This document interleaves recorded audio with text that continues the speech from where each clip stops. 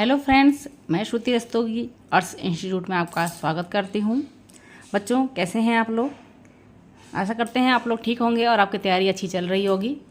तो बच्चों, जैसे कि सीटेट के एग्ज़ाम की हम लोग तैयारी कर रहे हैं और मैंने आपको अपने चैनल पर 4 सब्जेक्ट CDP, EVS और हिंदी और संस्कृत की जो है क्लास यहाँ पर दे रखी है, जो कि निःशुल्क है। आप चैनल पर विज़िट कीजिए, प्लेलिस्ट में जाइए और आपको शुरू से ही सारी जानकारियाँ उसमें दी हुई हैं। पाठ्यक्रम से लेके और पहले पार्ट से लेके सीरियल से हम लोग चल रहे हैं। तो बच्चों, जो है आज की हमारी वीडियो है वह है CDP की क्लास, क्योंकि CDP की क्लास में हम जो है काफ़ी आगे बढ़ चुके हैं। आज का हमारा जो चैप्टर रहेगा वह 13वां चैप्टर है और पिछले हम 12 चैप्टरों का अध्ययन कर चुके हैं। और सबसे पहले हमने इसमें पाठ्यक्रम को देखा था। तो जो बच्चे हमारे चैनल पे पहली बार आए हैं वो चैनल को सब्सक्राइब जरूर कर लीजिए, क्योंकि सब्सक्राइब करने से क्या होता है, आपको हमारे आने वाली जो नेक्स्ट वीडियो होती है वो आराम से मिल जाती है और आपको किसी प्रकार की असुविधा नहीं होगी।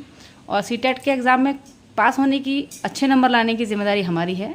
और बेशक बशर्ते सिर्फ आपको करना क्या है, डेली की वीडियो आपको देखनी है बिना स्किप किए हुए, और चैनल को सब्सक्राइब करना है, लाइक करना है, कमेंट्स करके हमें बताना है कि आप हमें वीडियो से लाभ ले रहे हैं या नहीं ले रहे हैं, कैसी लग रही है आपको वीडियो, क्या चीज़ इसमें और हम ऐड कर दें जो आपको और सहायता होगा। ऐसा नहीं है कि प्रॉपरली जो हम बता रहे हैं एक आध चीज़ हो सकता है हमसे भी छूट जाए, लेकिन हम कोशिश कर रहे हैं कि आपको प्रॉपरली सारी ही चीज़ें स्टार्टिंग से लेकर चलें और बताते रहें। तो 99.9% तो आपकी तैयारी हमारे चैनल से हो ही जानी है। तो CDP क्लास में अब तक हमने जाना, एक नज़र में देखते हैं पाठ्यक्रम को। फिर उसके बाद शिक्षा मनोविज्ञान की परिचय था, जिसमें परिभाषा, अर्थ, मनोवैज्ञानिक व्युत्पत्ति, शिक्षा मनोवैज्ञानिक कार्यक्षेत्र, कक्षा में शिक्षा मनोविज्ञान का अर्थ, परिभाषाएं, शिक्षा में उसका योगदान। फिर थी अगली बाल विकास की अवधारणा और इसका अधिगम से संबंध, विकास का तात्पर्य, अवधारणा, अभिवृद्धि विकास में अंतर, अभिवृद्धि और विकास के सिद्धांतों को समझाया। फिर अगली वीडियो रही थी हमारी विकास की अवस्थाएं, इसमें गर्भावस्था, शैशवावस्था, बालावस्था, प्रौढ़ावस्था, वृद्धावस्था, युवावस्था आदि का अध्ययन हम लोगों ने करा था, किशोरावस्था का। फिर था अगली वीडियो का हमारा मनोविज्ञान के संप्रदायों का, जिसमें संरचनावाद, प्रकार्यवाद, व्यवहारवाद, मनोविश्लेषणात्मक, गैस्टाल्टवाद की जानकारी आपको दी गई थी। फिर अगला चैप्टर था हमारा अधिगम के सिद्धांतों का, जिसमें विभिन्न परिभाषाएं थी अधिगम की परिभाषाओं के बाद उसमें था अधिगम की प्रभावशाली विधियाँ और अधिगम के प्रकार थे, जिसमें बहुत सारे आपको सिद्धांत थे। थॉर्नडाइक का सिद्धांत, जीन पियाजे का सिद्धांत, कोलर का सिद्धांत, पावलोव का सिद्धांत आदि सिद्धांतों के बारे में हमने आपको बताया है। और सातवां जो अगला अध्याय था हमारा बुद्धि का, बुद्धि जो का अर्थ, परिभाषा, मूर्त बुद्धि या मूर्त बुद्धि, सामाजिक बुद्धि, बुद्धि का सिद्धांत, IQ, बुद्धि परीक्षण यानी जिसे बुद्धि लब्धि कहते हैं, उसके बारे में। और फिर बुद्धि लब्धि सारणी पर भी हमने आपसे चर्चा की।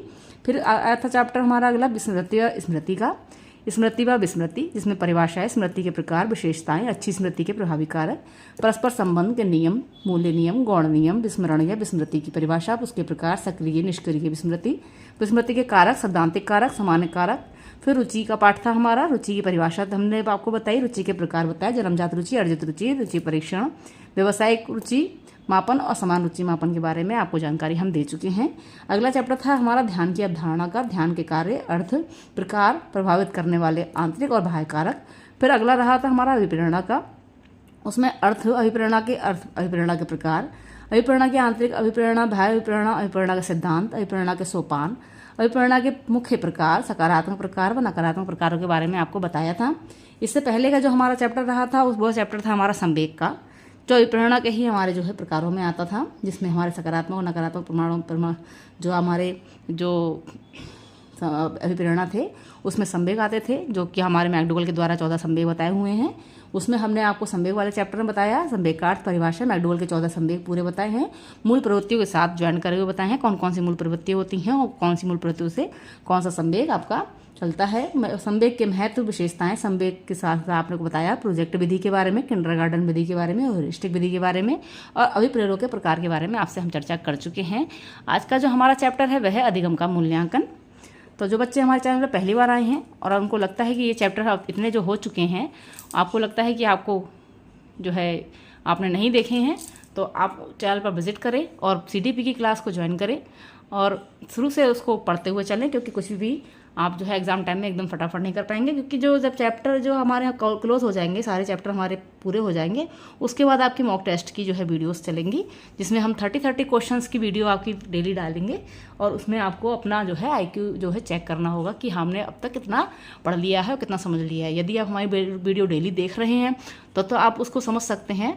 अन्यथा की स्थिति में आप जो है अगर इन वीडियोज़ को आप नहीं देखते हैं और पाठ को नहीं पढ़ते हैं तो वो आप प्रश्न उत्तर नहीं कर पाएंगे, क्योंकि ऐसा होता है जब तक हम पूरे पाठ का अध्ययन नहीं कर लेते हैं तब तक हम प्रश्नों का उत्तर ढंग से नहीं दे पाते हैं। तो तुक्का तो मारना नहीं है, तुक्का मारने में तो ऐसा होता है कभी लग जाता है कभी नहीं लगता है। तो 90% तो तुक्का नहीं लगता है, 10% हमें उम्मीद होती है कि तुक्का हमारा फिट हो जाएगा। तो तुक्के से हमें कोई काम नहीं करना है, सिरे से लेके चलना है, बेसिक से पढ़ना है। पहले पार्ट से हम आपको पढ़ा रहे हैं, आप चैनल पर विजिट करिए और क्लास को पूरा ज्वाइन करिए। फ्री ऑफ कॉस्ट है, एक पैसा आपसे लिया नहीं जा रहा है इसका। तो आज की हमारी जो क्लास है उसका नाम है अधिगम का मूल्यांकन। तो चलिए शुरू करते हैं अपनी क्लास अधिगम का मूल्यांकन। सबसे पहले देखते हैं मूल्यांकन क्या चीज़ है। ठीक है, मूल्यांकन शिक्षण अधिगम का एक ऐसा चरण है जिसमें शिक्षक यह सुनिश्चित करता है कि उसके द्वारा दी गई शिक्षण व्यवस्था कितनी सफल रही है। मूल्यांकन के अंतर्गत किसी गुण, योग्यता या विशेषता का मूल्य निर्धारण किया जाता है, अर्थात मूल्यांकन द्वारा परिणात्मक या गुणात्मक दोनों ही प्रकार की सूचनाएं प्राप्त होती हैं। ठीक है, तो मूल्यांकन समझ लिया। फिर आता है हमारा व्यापक मूल्यांकन। देखिए मूल्यांकन क्या होता है आपका, आंतरिक मूल्यांकन, बाह्य मूल्यांकन, कई प्रकार का मूल्यांकन होता है, सबका अध्ययन बताएंगे। देखिए यहाँ पर क्या होता है, व्यापक मूल्यांकन बालक के अधिगम को किसी न किसी रूप में प्रभावित करने वाले कारक, स्थूल कारक, सूक्ष्म कारक, प्रत्यक्ष अप्रत्यक्ष अनेकों पक्ष होते हैं, जिसका मूल्यांकन करना व्यापक मूल्यांकन कहलाता है। व्यापक मूल्यांकन के जो पक्ष होते हैं वह आ जाते हैं 3 पक्षों में, संज्ञानात्मक पक्ष, भावात्मक पक्ष और कौशलात्मक पक्ष। ठीक है, देखिए व्यापक मूल्यांकन के 3 पक्ष हैं, संज्ञानात्मक पक्ष, भावात्मक पक्ष और कौशलात्मक पक्ष। इसी प्रकार से व्यापक मूल्यांकन की 3 विधियाँ हैं, जिसमें आपके आती हैं साक्षात्कार, निरीक्षण विधि, साक्षात्कार विधि, विवरण विधि। 5 विधियाँ हैं, निरीक्षण विधि, साक्षात्कार विधि, विवरण विधि, प्रश्नावली विधि और जांच सूची। ठीक है, तो आपके मूल्यांकन के पक्ष हो गए 3 और विधियाँ हो गई आपकी 5। पहली आती है आपकी निरीक्षण विधि। निरीक्षण विधि द्वारा सामूहिक व्यवहार तथा जटिल समस्याओं का अध्ययन किया जाता है। आराम से कर लेते हैं। यह विधि बाल्यकाल में मूल्यांकन के लिए अति उत्तम है। ठीक है, निरीक्षण विधि। फिर आती है आपकी प्रश्नावली। यह प्रश्नों की एक सुनिश्चित सूची होती है जिसके आधार पर बच्चों का मूल्यांकन किया जाता है। फिर आती है आपके साक्षात्कार विधि। साक्षात्कार जो विधि होती है वह जिसके द्वारा मैजिक अथवा लिखित सूचना प्राप्त की जाती है, यानी कि आप सामने से बात कर। फिर आती है आपकी जांच सूची। इसमें शिक्षक बालक के सभी तथ्यों जैसे भाषा का प्रयोग, सामाजिक संवेगात्मकता, खेल के दौरान व्यवहार आदि को लिखता जाता है, बाद में एकत्रित करके मूल्यांकन करता है। फिर आता है आपका विवरण। इसमें छात्रों के कुछ समय के कार्यों का नमूना एकत्र किया जाता है। यह नमूना दिन प्रतिदिन के कार्य से भी किया जा सकता है।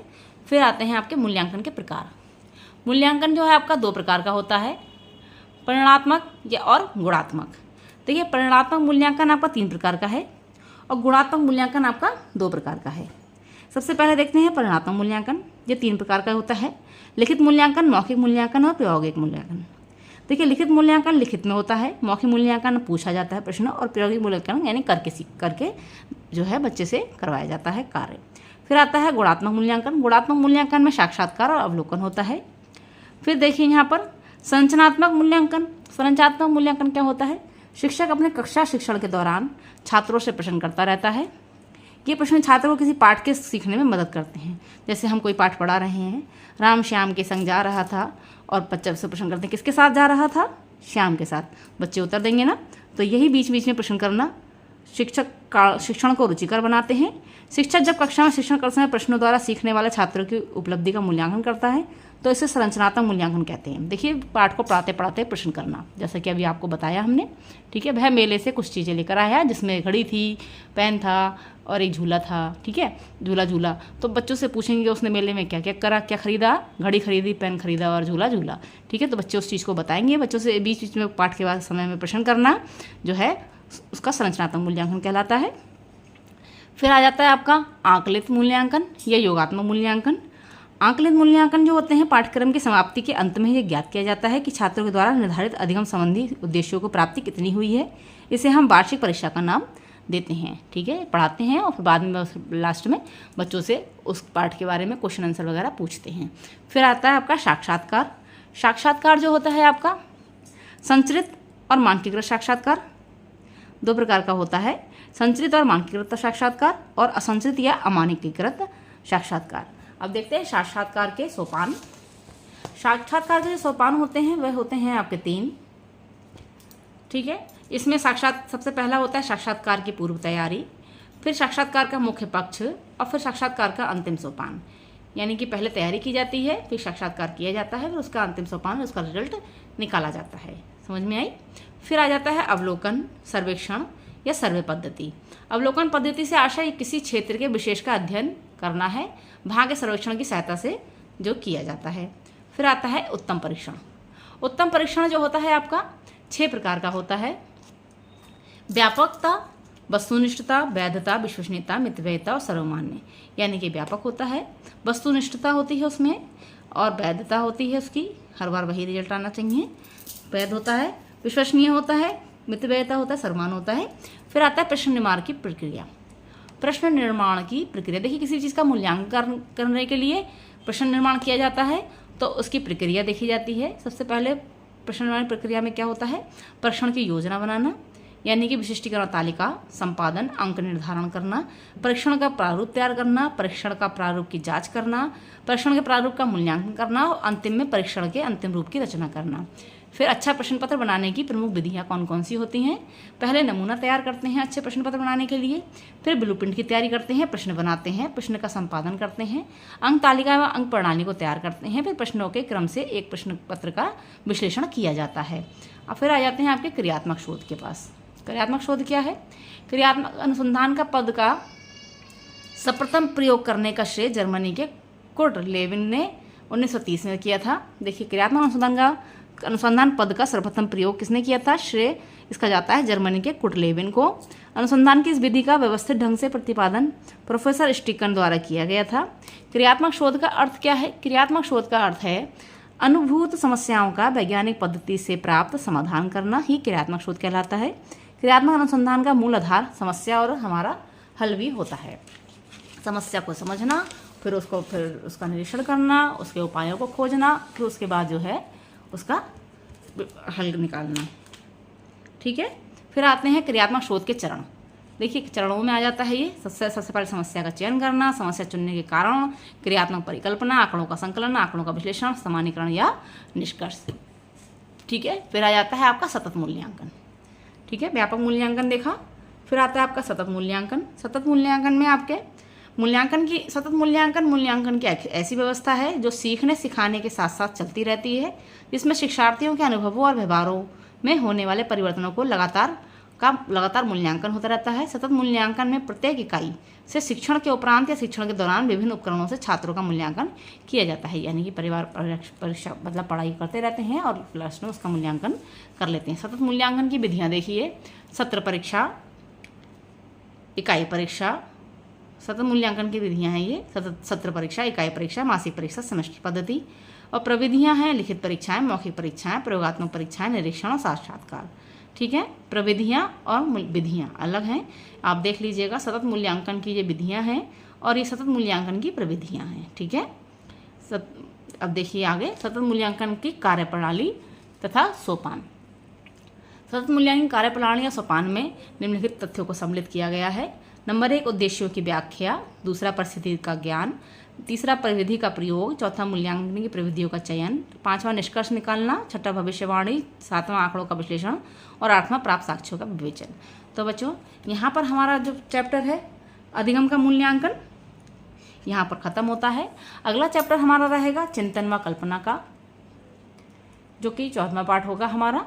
तो बच्चों, हमने इस चैप्टर में जाना अधिगम के मूल्यांकन के बारे में, मूल्यांकन के पक्ष, मूल्यांकन की विधियाँ, मूल्यांकन के प्रकार, परिणात्मक मूल्यांकन, गुणात्मक मूल्यांकन, निरीक्षण, प्रश्नावली, साक्षात्कार विधि और जासूची विवरण, साक्षात्कार के सोपान, प्रश्न निर्माण की प्रक्रिया, उत्तम परीक्षण के बारे में जाना, अच्छा प्रश्न पत्र बनाने की प्रमुख विधियों को जाना, क्रियात्मक शोध के बारे में जाना और क्रियात्मक शोध के साथ साथ सतत मूल्यांकन और सतत मूल्यांकन की विधियों के बारे में भी आपको हमने अवगत कराया। तो आशा करते हैं आप लोगों को अच्छे से समझ में आया होगा और आप अपने नोट्स बनाते हुए चलिए, क्योंकि नोट्स बनाने के आपका पुनः रिवीजन होगा। तो बच्चों, मिलते हैं अपनी नेक्स्ट वीडियो में। नेक्स्ट वीडियो रहेगी हमारी चिंतन व कल्पना। इसमें हम लोग पढ़ेंगे अर्थ विशेषताएं, प्रत्यक्ष मूर्त स्थूल चिंतन।